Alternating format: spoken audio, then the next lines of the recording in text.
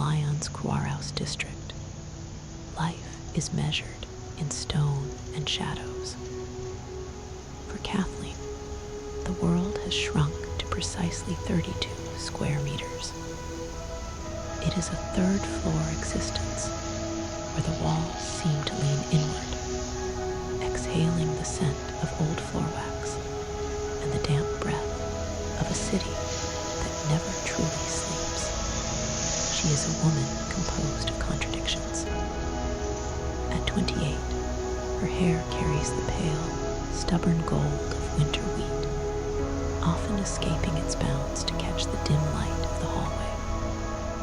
Her eyes are her true compass, a vibrant, mossy green, the color of a shallow tide pool, or the first leaves of a forest after a storm.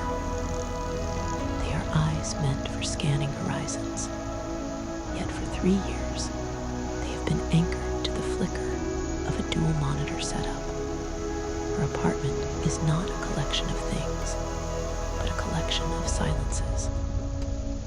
Kathleen has never been a materialist. She views possessions as anchors, and she has always preferred to drift. There are no designer rugs or expensive trinkets here. Instead, there are wooden crates repurposed into bookshelves, holding worn copies of Kerouac and topographic maps of the Alps.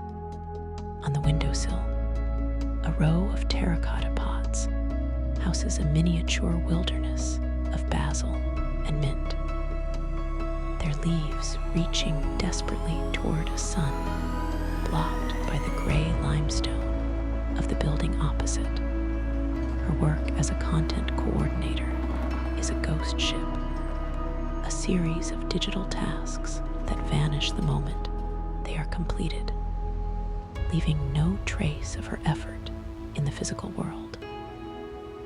She spends her days moving data from one cell to another, a modern-day Sisyphus in a business casual blouse. The burnout isn't a sudden fire. It is a slow, cold dampness that has finally reached her bones. The collapse happens in a single afternoon. It arrives first as an email, a cold corporate mandate offering her a lateral transfer to a windowless office in Paris. It is a promotion that feels like a prison sentence. Then comes the finality of the person. Mark, a man of spreadsheets and 5-year plans, stands in her small kitchen. There is no shouting, no dramatic flair. There is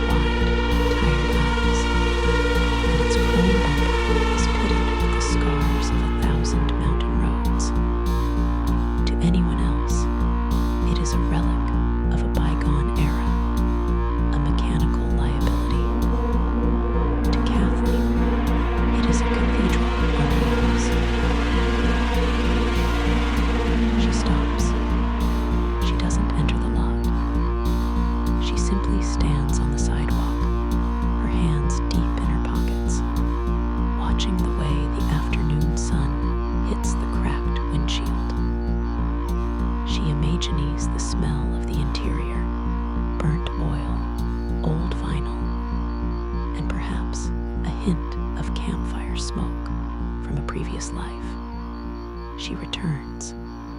It is raining.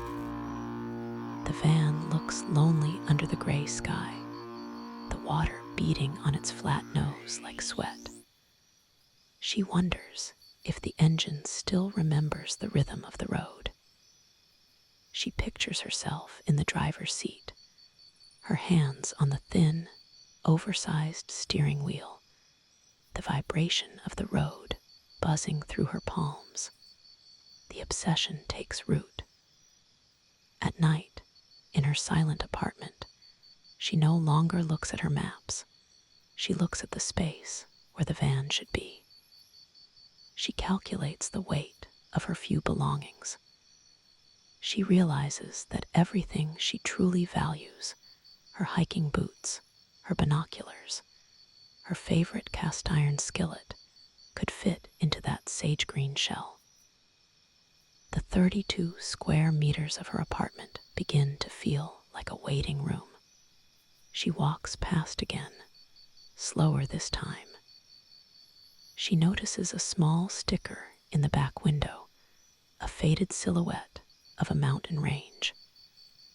It feels like a coded message left specifically for her.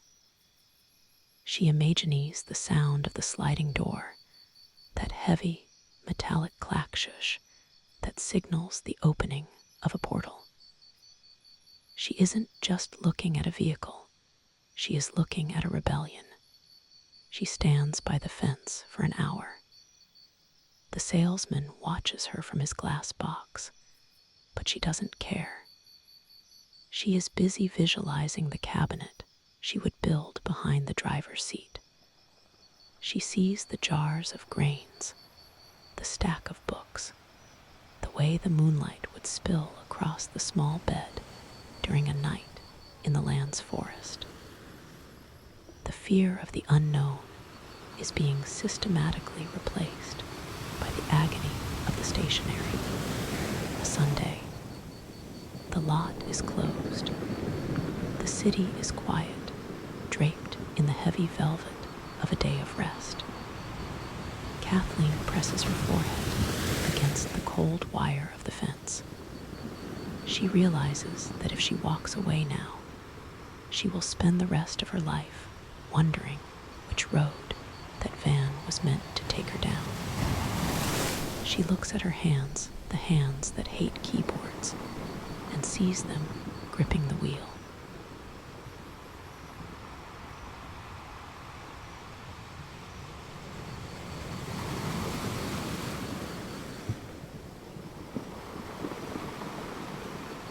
Monday morning arrives with a sharp, crystalline clarity. The air is cold, tasting of the approaching spring.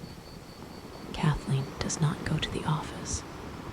She does not answer the frantic pings on her phone. She goes to the bank. She withdraws the savings she had been told were for a down payment on a real home. She feels the weight of the envelope in her jacket pocket, a physical manifestation of her freedom. She walks to the lot. She doesn't hesitate at the fence this time. She walks straight to the glass office.